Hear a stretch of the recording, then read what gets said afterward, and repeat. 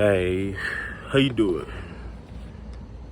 Now, first off, I want to explain. Yesterday, I wasn't able to make the video as long as I wanted to. So what I'm gonna do is, I'm gonna make a longer video, upload it to my YouTube channel, and I would explain to y'all on what I did to replace the hub on a 2010 Infiniti QX56 or Nissan Immortal. They're both the same, have the same body, same parts. They're interchangeable. What happened yesterday was that on this particular vehicle was that the hub on the rear driver's side went bad and the wheel was wobbling and everything. And it caused the ABS light and several other suspension lights all to come on and stay on and never go off. And it also wouldn't allow you to switch from auto to two-wheel to it wouldn't let you switch to different wheel drives. So this hub right here is the bad one that I've replaced. You see in the inside, the bearings and all of that, it looks like it's all been destroyed, worn out. You can see the rust all on it. Yeah, it's time to change this part. Now, first thing you want to do is take off the wheel axle nut, but you need to remove this pin. You can use a flathead or something like this. You just need something, or needle nose, whatever is easier for you to get this pin out. Now, for this right here, the nut, you need a size 32 millimeter. That's what you need, a 32 millimeter. I recommend you using a 1/2 inch ratchet or a 1/2 inch impact, whichever tool you use, but it needs to be a 1/2 inch. Otherwise, 3/8 is gonna break, or unless you're using a breaker bar of a 3/8 size, doesn't matter. But that's besides this is, and you can keep the tire on and everything as you take this off. It won't affect anything or hurt anything. Now,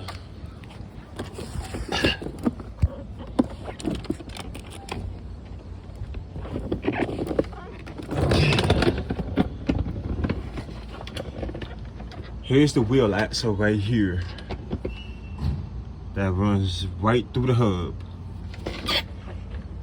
You have bolts that goes all around. If I'm not mistaken,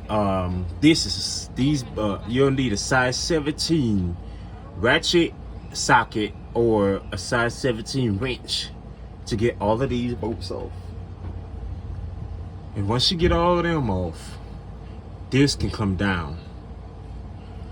And once you get that off and down, you have 4 bolts. 2 on the bottom and 2 on the top. I can't really get in there so you can see. Yeah, you see one right there, and there's another on the opposite side. So when you have the wheel off and the car jacked up, you need to take the brake caliper off. You need to remove that first, so that you can be able to remove the rotor. And once you remove the brake caliper and the rotor, you have access to get into the axle so that you can be able to remove it. It'll be a whole lot easier. You don't have to necessarily remove the rotor. You don't. Technically, actually, you do need to remove the rotor. I'm sorry. I apologize about that. Disregard that. I wasn't thinking clearly. You have to remove the rotor so that you can get to the hub to get the hub off. But there is 4 bolts. Now, you can leave. You don't have to necessarily take the wheel axle off, but it would be easier for you to get to those bolts if you take the 4 bolts off. If you take the wheel axle out, it'll be easier for you to get to those bolts with a ratchet and a socket, because the axle right here is so wide, it's gonna be in the way of you using a socket and ratchet just to get the bolts off. So you'll probably end up stripping the bolts. So now once you get those 4 bolts off, you have a choice to remove the axle, but you don't have to. But I recommend that you do remove the axle so you won't strip anything or hurt yourself bumping into these metals, cutting yourself or whatever. All right, now, so once you get the axle out and the bolts out, the hub will be revealed. Now the hub, that's the hub right there. They usually slide out easy. But in my case, with mine's being in the condition that it's in, all rusted and everything, I had to get a sledgehammer or a hammer, and you just beat on it.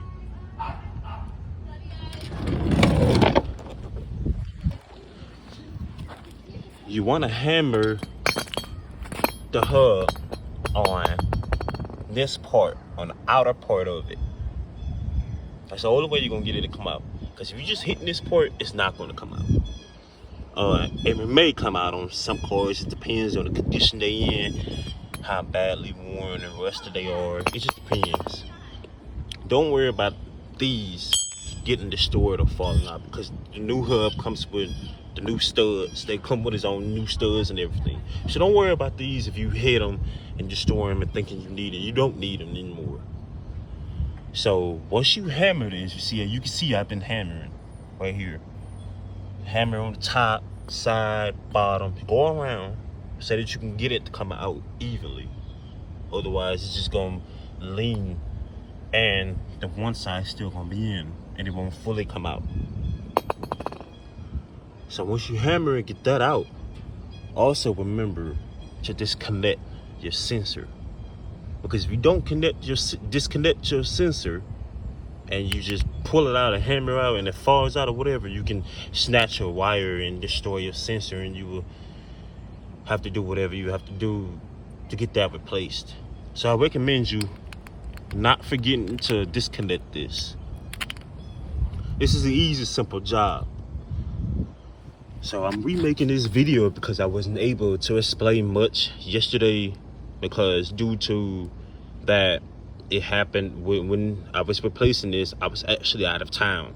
So I was actually in a hurry on trying to replace it so I can get back home from out of town. So I'm remaking this video so I can explain it to everyone. I'm sure there's a lot of people out there who have this type of vehicle or these side of models. So I want to explain so you can know what you have to do. It's real easy and simple. You can't mess up anything. You can't. It's just too simple. Now you just put this back on the same exact way you took it off. Same exact way. It's simple. 32 millimeter. Make sure you get this out first. 32 millimeter socket. Take the brake caliper off. Now for the bolts to the brake caliper, it's a size 10 on this one. A size 10 socket or a wrench, whichever one you want to use to get the caliper off.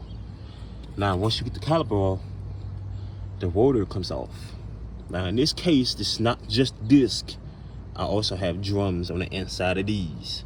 So you might have a little difficulty trying to slide it out, but that's okay. But what you need is just take a hammer or something, just hit it as you pull it and it'll come right off easily with no problem. So once you get that off, then this will be visible. So once this is visible, you'll have all of these off, visible. And like I said, you don't have to necessarily take off the axle, but if you want your job to be a whole lot easier and faster, I recommend that you do take the axle off.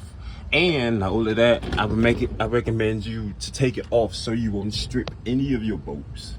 I almost stripped mine, and I did mine the hard way. I kept my axle on because I didn't want to waste time or energy to do it, and I didn't have all of my tools, so I only had hand tools, which was more of the reason why I left my axle on and not take it off. Now I do want to let you know something. Once you get this pin and nut off, you are able to take you are able to push the axle back some if you decide to replace this hub without removing the axle. You're able to push it back to where you have just slight enough space to get to those 4 bolts at the back of the hub. So you have 4 bolts that bolts in on the back of the hub right here.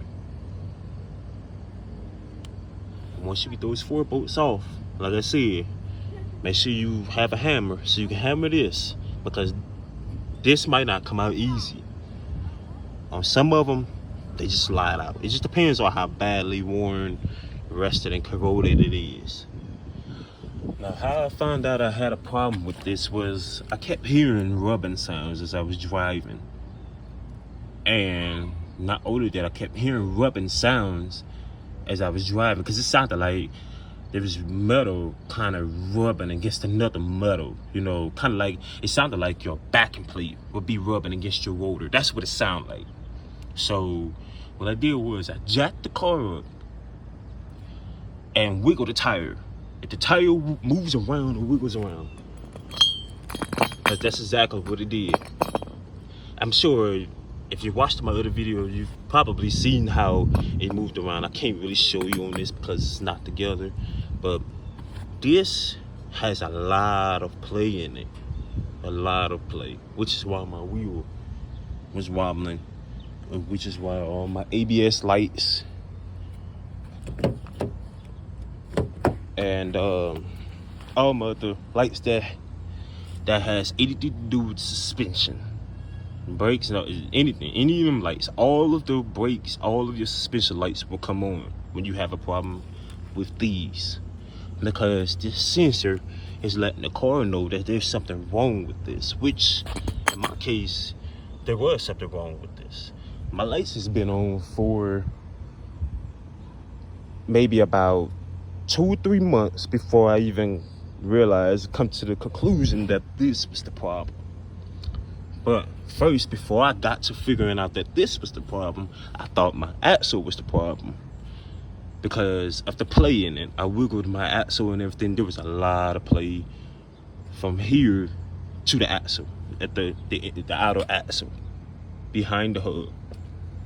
So once I really lift the rim up, once I really lift the car up and took the tire off and messed with this when I realized that this was the problem instead of the axle. Now, when you replace the hub, you don't have to necessarily replace the axle, but it would be nice and recommended to replace the axle as well. That way, since you're already there, you might as well change and you'll have all new parts as far as that, and you ain't got to worry about that in the future. So I'm remaking this video so that you guys can understand and know what I did and how I did it. I've came up on a lot of views since making that video yesterday, and I rewatched the video myself as well. And like I said, I just did a short record on YouTube because I don't have enough followers, or I don't meet the requirements for YouTube to be able to go live so that everyone can see the car works I do and how I do it and what I do and what tools I use and stuff, just to be able to do the work that I need to do. So that's how you replace a rear hub on the 2010 Infiniti QX56. It's not only just specifically this year, it could be any of the other years, just as long as it's this exact same model. And the Nissan models, they're the same exact way. The parts from Nissan models can interchange to this one, because these Infiniti QX56s, they don't make these anymore. If I'm not mistaken, I think the 2010 is the last model that they have. This one, I think this is the last year of this one that they made before they changed it to the QX80. I think the QX80 is the new upgraded version of the QX56. Not quite sure. But I will have to do my research on that. And once I do my research on that, that was just something I was being told. I've seen the QX80s, they look entirely different. They look a lot smaller than these. So I'm not quite sure about that. I don't even think that's true, but I'm not gonna call someone a liar or anything. But I'll seek the information myself just so I can have the facts. But now, as far as these Infiniti QX56s, they're kind of hard to come by because they don't make these cars anymore. So now what's going on is that when it comes to parts for these cars, they're only remanufactured parts. So you will have to reach kind of like dealerships and places like that to get certain parts for this car. And sometimes if you can't find them in auto parts stores or dealerships or anything like that, it's okay that you can go to a puller yard and pull your apart and replace your old one with a used one from a puller yard. That's what I did, only because I was out of town and I didn't want to spend so much money on a brand new one. I just wanted to get back home safely. I was out of town from 10 hours away from where I lived. I broke down because it is 10 hours away, which was more the reason why I did what I did. And of course, I had to go buy some small, cheap tools to where I was able to get the job done. So, if you have any questions or anything, you can comment, reach out to me on here, subscribe to me. Let me know what you think of this video. Let me know if I've explained enough. And if you still don't understand, comment under my video. Let me know. I would definitely not have a problem going through the road work. I will record on my phone on what I did, just to show you how I did it, so you can know what to do. If this video doesn't explain, or if you still don't understand how to do it, I don't have a problem taking it all back off just to record a video and show you guys how to properly do it, or how to do it right, what you need and stuff like that. So that's that. That's exactly what I had did. This was my problem right here. It's out. All my ABS, suspension, all them lights is off. So now the car runs good, no problems. And I do want to say something about this particular vehicle, and it's probably why they stopped making it. This vehicle tends to kind of have a lot of suspension problems. I'm not sure why, but I think it's possibly has something to do with the way they made this car, the way they made this suspension. And also this car kind of does suck on gas mileage. But the thing about it is, it's very spacious, it's very big, it's a decent car, it's nice. I love it. I can fit all my kids, my whole family in there. We can fit all our luggage and everything. We can even load it with stuff in the back. It's very spacious. But the gas mileage, it's kind of, it's not that good. It ain't like them Cadillac ESVs, you know, where you can get 500-600 miles on full tank and stuff like that. It's not. But it's a good decent ride. Good speakers in it. Touchscreen radio, remote button. And also, by the way, I'm not sure if most people know, with the remote button, if you hold down the unlock button and don't let go, all your windows let down automatically on their own. And also, I also learned that for the TV, for up there in your radio screen in the front, because it has a TV in the back, where I put on movies for my kids to watch, the TV up front will only play music if you're parked with your emergency brake on. It will only work that way. Other than that, it's just gonna say video will resume when vehicle stops. That's the only way you're gonna do it. Give it a try. Push your emergency brake down, play a movie. I guarantee you a movie will start playing up your front radio. But it only works while you're parked. It's not gonna work while you're driving or anything. It's kind of weird, and it's backwards how they have that set up, because most other vehicles you can watch movies up on the front as you drive and all that, but this particular one you can't do that. I think they did that as a safety concern, which is nothing wrong with that, you know, but at the same time, I think it depends on the driver, if you're a safe driver or not. But I'm kind of off topic with all of that. This video is supposed to be about the hub, So if you have any questions or anything, reach out to me in my comments on my page. Like my video if you like it. Give me a thumbs down if you didn't like it, if I didn't explain correct or didn't explain enough for you to understand it. Hope all is well with you.